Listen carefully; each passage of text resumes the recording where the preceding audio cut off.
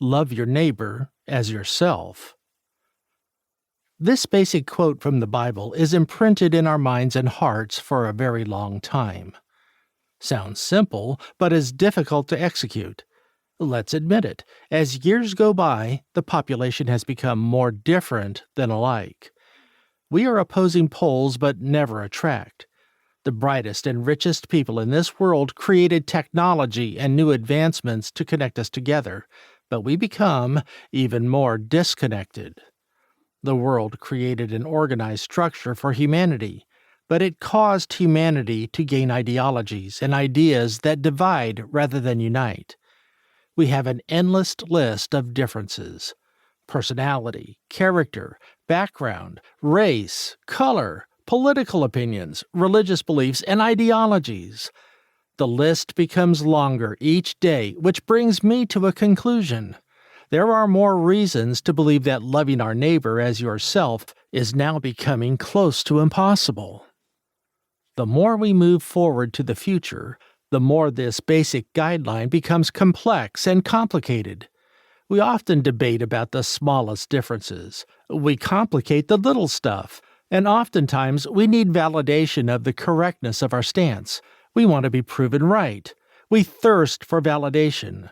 With these in mind, I am inclined to believe that loving thy neighbor is like a mathematical equation most people cannot solve, and that equation becomes harder to solve every day. The bright side, however, is the fact that there were personalities who walked the face of this earth whose teachings rekindle our faith in the harmony of humanity.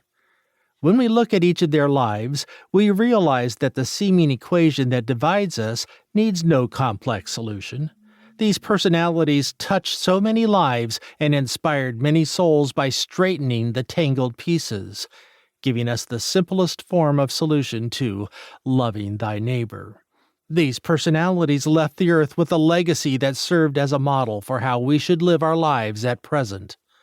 This book will uncover the life and works of two personalities that brought new perspectives worth studying and living: Mr. Fred Rogers and Jesus Christ.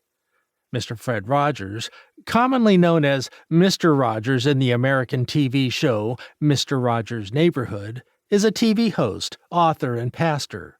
For more than 30 years, Mr. Rogers cemented a relationship with millions of children across the globe with his uniquely different concept of engaging children as he portrays himself as a good and trusted neighbor. Mr. Rogers looked directly into the camera as he speaks to his audience and sang beautiful songs with lessons that hit the core of children's hearts. His radical kindness, acceptance, and empathy created a place that, as TV Guide described, makes us young and old alike feel safe, cared for, and valued. Wherever Mr. Rogers is, so is sanctuary. Jesus Christ, on the other hand, changed the concept of love by introducing a form of radical love, loving the sinners, the unrighteous, and the unholy by spreading the message of loving thy neighbor, regardless of who you are, as a guiding path to harmony and salvation from sins. Jesus, called the Messiah, or the Messenger, was born more than 2,000 years ago and created ideology-altering miracles and life-changing parables that steered the direction away from the traditions of the old times toward a more accepting form of love that eventually cost his own human life.